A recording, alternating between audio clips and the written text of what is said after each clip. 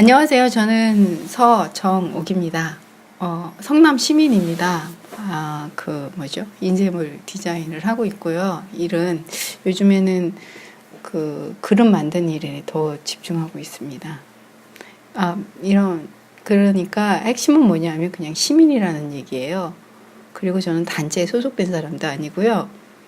혼자, 초대하면 이렇게 선거제도 얘기를 하고 다니는 사람입니다. 저도 작년 이맘때만 해도 제가 이러고 다니지 몰랐어요. 그런데 개헌 얘기, 박근혜 전 대통령이 국회에서 개헌 얘기를 한 다음에 여러 가지 말이 많았죠. 내각제, 대통령 중심제, 분권형 대통령제 이런 얘기 나오길래 공부를 했어요. 세월호 이후에 공부하는 게 습관이 되었던 것 같아요. 국가 이슈에 대해서. 왜냐하면 세월호에서 죽은 아이들에게, 그곳에서 살아 돌아온 아이들에게, 그리고 그 장면을 본 이 땅의 수많은 아이들에게 우린 가만히 있지 않겠다라고 약속을 했고, 각자의 자리에서 아마 각자의 방법으로 그런 노력들을 해오고 있는 것 같고요. 저는 아마 그런 방법을 선택했던 것 같아요. 그래서 그걸 공부를 하다 보니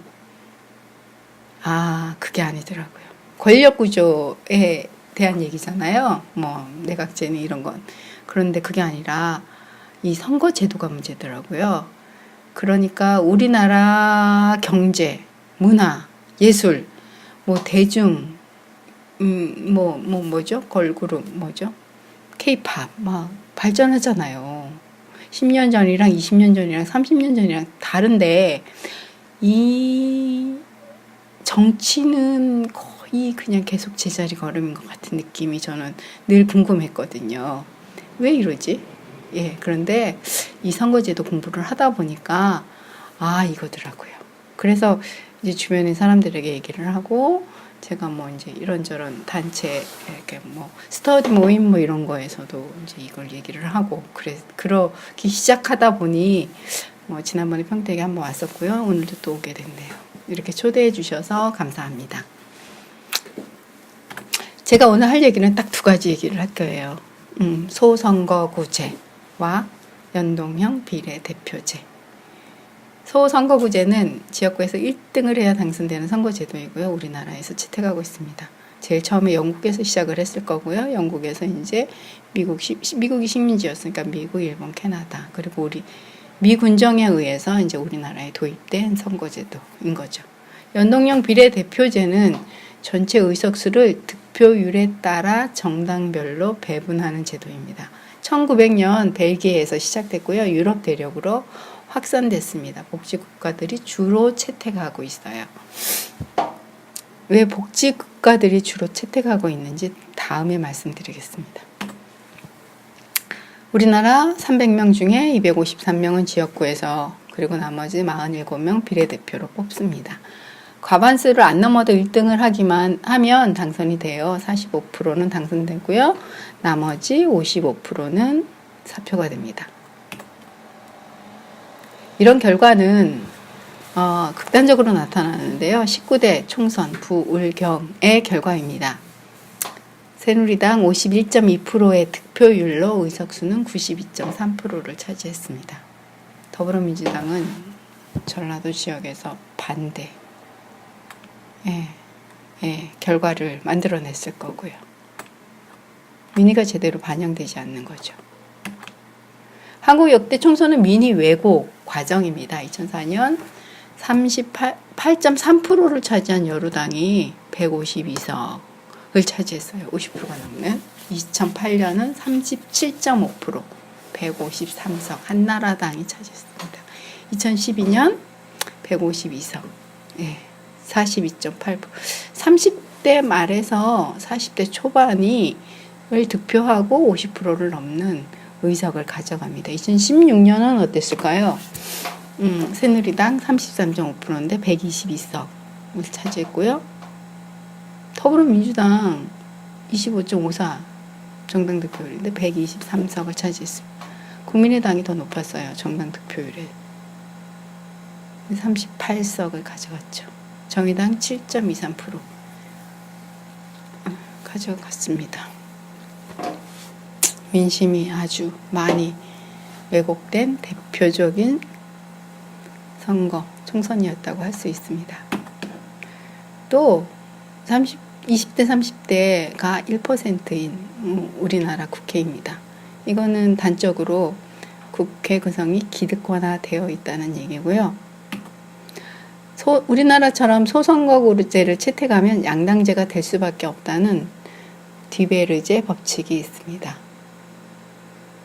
예, 우리나라 현재 디베르제 법칙에 적용을 받는다면 뭐 지금은 자한당, 더불어민주당, 국민의당, 바른정당, 정의당이 이렇게 있지만 글쎄요, 어떻게 될지 궁금합니다. 근데 이거는 법칙입니다. 양당제가. 정의당은 계속 있어 왔는데 뭐 별로 역할을 하긴 어려운 의석수고요.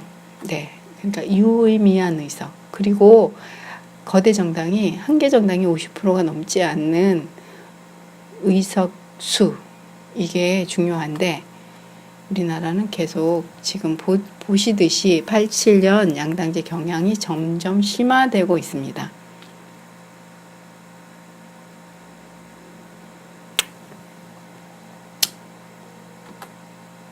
26개 국가를 50년 동안 조사한 논문이 있는데요. 양당제를 채택한 나라는 75%가 중도 우파가 집권을 하고요. 다당제의 경우 중도 정당과 좌파가 74% 집권한다는 결과가 나왔었는데요. 중도 우파, 우리나라에 저기를 한다면, 대입시킨다면, 우리나라에 연결한다면 중도 우파가 아니죠. 자한당은 어쨌든 75%가 자한당 쪽이 집권을 한다고 할 수 있고요. 만약에 다당제가 된다면 중도 정당, 더불어민주당, 이게 사실은 좌파 정당은 아니죠. 더불어민주당과 정의당 정도 이 연립 한정 당이 74%를 집권한다는 얘기가 될 수 있고요. 다당제가 잘 발달한 결과 복지국가가 가능했다는 얘기입니다. 앞에서 얘기했듯이 연동형 비례대표제를 채택하면 다당제가 되고요. 다당제가 발달한 나라, 유럽 쪽 나라들이 복지국가가 잘 발달한 북유럽 쪽 나라들이 이 연동형 비례대표제를 채택하고 있습니다. 맞는 조사 결과라고 생각합니다. 다시 한번 정리를 하면 우리나라의 소선거구제는 돈을 많이 써야 되는 선거제도고요. 지역구에서 1등을 하려면 거대 정당의 공천을 받아야 돼요. 연줄도 있고 스펙도 있고 돈도 있어야 되고요. 그래서 아무나 될 수 없는 선거제도예요. 1,000만 명에 달하는 비정규직 노동자나 300만 농민 세입자, 소규모 자영업자 등 사회 경제적 약자는 거대 정당에 들어가 당선 가능한 지역구에서 공천을 받기란 하늘의 별따기입니다. 그러니까 기득권 세력에 의해서 국회가 장악되는 거죠. 41명 비례대표 국회의원 평균 재산이 41억 원이고요. 이런 선거제도는 거대한 기득권 정당을 낳게 되고 결국 사회적, 경제적 약자를 배제하는 정치 구조를 만들 수밖에 없습니다. 핵심은 뭐냐면 득표율과 의석 점유율을 일치시키는 겁니다. 연동형 비례대표제가 그 방법인데요. 총 의석을 100석으로 했고요. 지역구 의석을 50석으로 했을 때 A 정당의 득표율이 30%라고 가정을 한다면 A 정당이 지역구에서 20석을 차지했다고 또 가정을 하고요. 그렇다면 나머지 10석은 비례대표로 당선시키는 선거제도가 연동형 비례대표제입니다.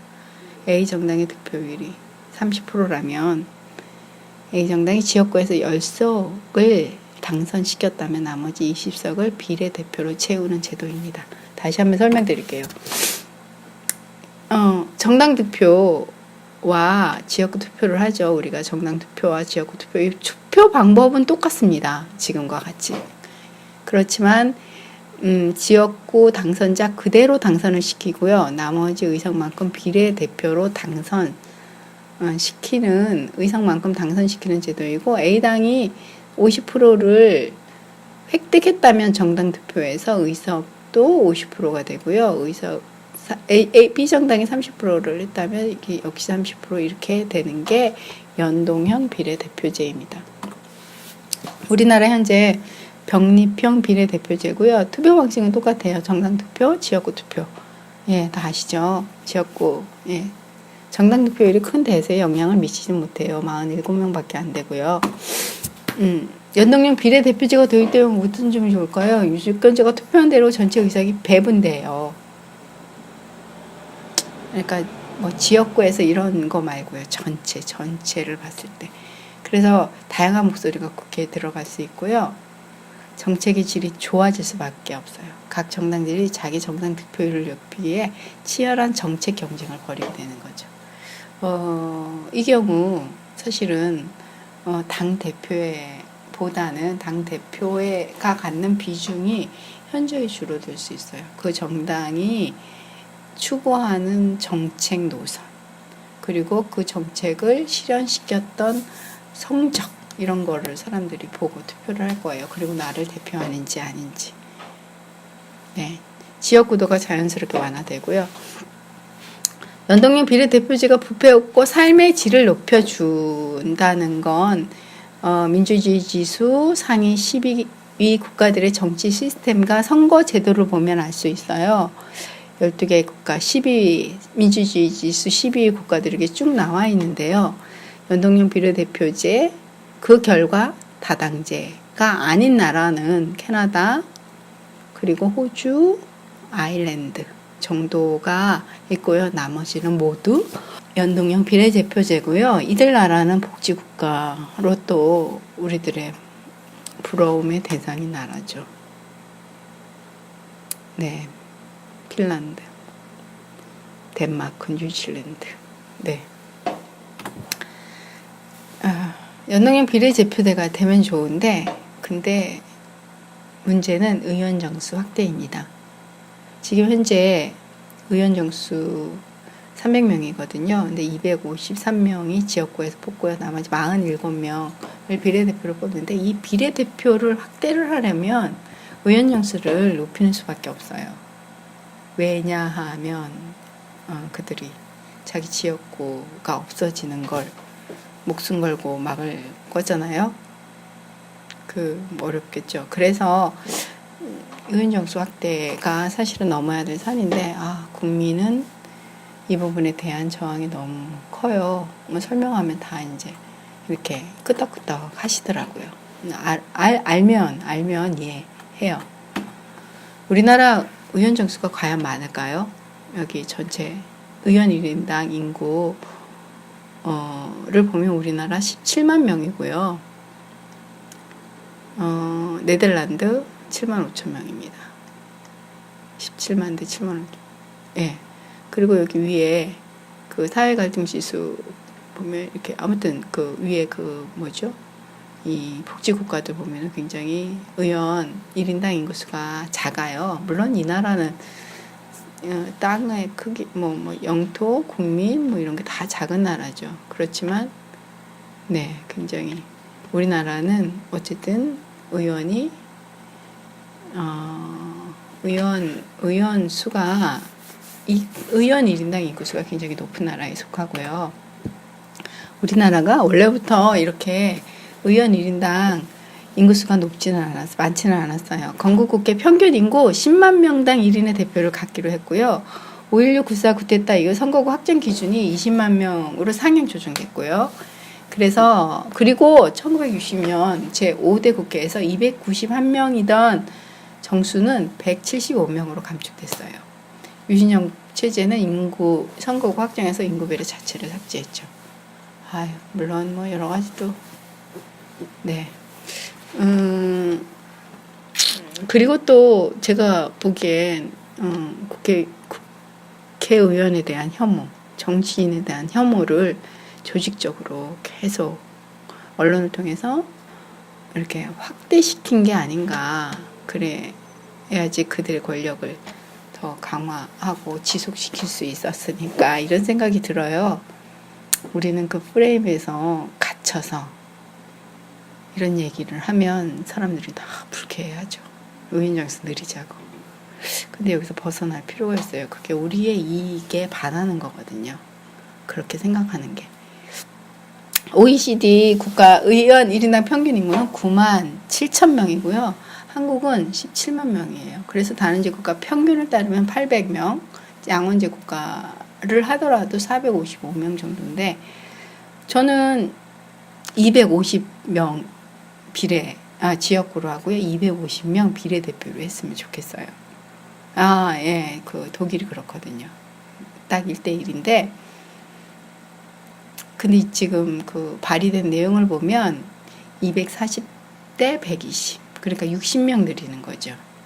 예, 그러니까 240을 지역구에서 120을 비례대표로 뭐 이렇게 그 연동형 비례대표제를 발의한 박주민 의원의 제안은 그렇더라고요. 네, 그렇게만 돼도 정말 다행이겠습니다. 뉴질랜드도 우리나라처럼 소선거구제인데요. 이 나라도 양당제였거든요. 근데 이제 1999년 다당제로 바꿨어요. 이 나라도 역시 의원 정수에 대한 저항이 커서 99명의 독재보다 120명의 민주주의가 낫다. 이런 슬로건으로 이렇게 버렸죠. 굉장히 오랫동안 사실은 선거제도의 개혁을 위해서 노력을 했고요. 1984년 연동형 비례대표제를 권고했어요. 우리나라도 얼마 전에 선관위에서 뭐 선거제도 개혁을 권고했었죠. 그리고 1993년에 국민투표에 의해서 소선거구제가 연동형 비례대표제로 바뀌었어요. 그래서 노동당, 국민당, 양당 독점 구조에서 다양한 목소리가 반영되는 다당제로 바뀌었고요. 그래서 선거제도 개혁 결과 이런 변화들이 일어났죠. 네, 이상 발제를 마치겠습니다. 고맙습니다.